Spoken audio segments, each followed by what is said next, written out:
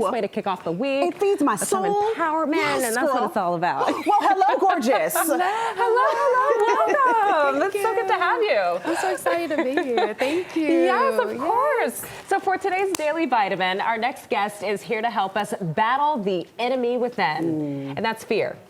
Yeah. In our new book, How to Live a Fearless Life, Dr. Kesha gives us a transparent look into the everyday war waged between our potential and the paralyzing grip of fear. And she joins us now to talk more about that as well as to offer tips. I'm so glad we're talking about this topic because it's something that I think everyone feels at some point in time.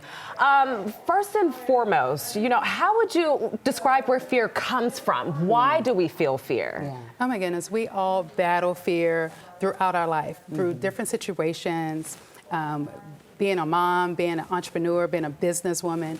Fear is something that's embodied inside of us, but it's all about what we do with the fear. It's about gaining mastery over your fear. There's always a yummy spot that we all desire to lead from, but it's suffocated by fear. So that's how battling the enemy within fear came about. The book, How to Live a Fearless Life. It's all about removing the suffocation and really, really delving low into that belly to pull up the yummy spot and all the things that you desire to do with your life and decisions that you need to make, but do it fearlessly. To get biblical, what does the good book say? The Lord has not given us a spirit of fear, and you know the rest of that. But how do we overcome that? Because technically we're not supposed to have a fearful spirit. So what are some things that we can do to just battle that? That's a really, really, really good question. And people ask me that all the time. The first thing you have to do is identify what the fear is. Identify what are you afraid of. And once you identify it, put a name to it. Because when you name your fear, you remove the power from the fear. Once you name it, then you want to challenge your thoughts around it. Frame it, shape it, journal about it. And when you do that, take small intentional steps. Be consistent. Be resilient and have courage to face the fear that you just journaled about. Well, I'm going to name my fear of being broke, Makia, because I do not want to be broke. That's my fear. Oh my goodness. I hear you. These are some really, really good tips. Tell us a little bit more about the book and what we can really pull from it. Absolutely. So when I wrote the book, when I was thinking of writing a book, I remembered in my 20s and 30s just being stuck in my own intersection of fear. So being stuck means I didn't go across, I did not go back and detour to restart my life. So in this book, I have 6 distinct stories where the end user can read it and then they can see themselves throughout the book and being stuck in their intersection and how to really glaze and go walk through or be like me, restart and reboot your life, but knowing exactly how to do it to face the fear. And then when you were writing this book, how much of yourself did you put into this and, will allow the reader to just kind of align with what you dealt with and be able to say, hey, well, she did it, I can do it too. There's a lot of me in the book. It's me at 20, it's me as a mom, it's me as a business owner.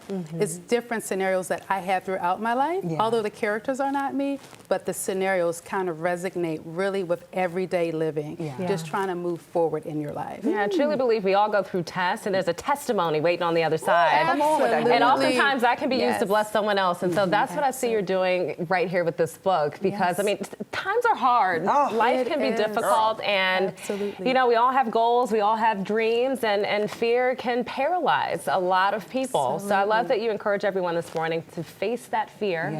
And it's okay to have supporters, right? Did you find that you had a village or just a friend or maybe someone to help you get through it? It's the village. It's when I decided to go through the intersection.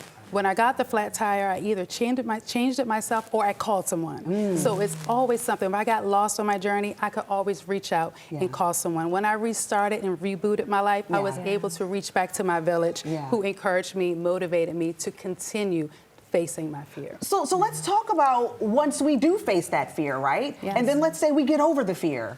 How do we stay over that fear and not revert back? Oh my goodness. It is at that moment that you are living your fearless life. It is at that moment, that feel-good feeling that you have is that thing that you always want to keep. When you feel good about something, you're always desiring to go back to that space, and that's how you maintain it, facing your fear, seeking that feeling. Yes. That is so powerful. Love that. that. Are there any affirmations or maybe scriptures or whatever works for you in your life that you tell yourself while you're going through the valley?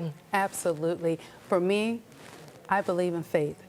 Faith is something where it comes from your upbringing, it comes from within, but you have to know that when you're on your journey and when you hit the corner, it's going to be okay, because the reason you're on the journey, it was God-given to you in the first place. So you belong right where you are, but you got to have the faith just to, when you hit the corner, you know exactly where you're going. It's that courage that you have, and it's that fearless belief that there's nothing that I cannot do. Okay. Yes. Gosh, I feel... Girl, I feel full. Me too. I feel like I can fly full. after this Listen. conversation. All right, here's Dr. Kesha's information, drkeshakaitlin.com, as well as her social media handles. Give her a follow. Your book is available where? Yes, at drkeshakaitlin.com and or on Amazon. All right, sounds good. Thank you so much. Thank We you. appreciate it.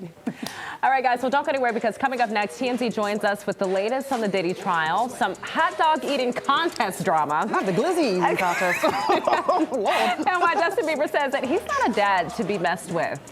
We're going to get into all of that coming up. Stay with us.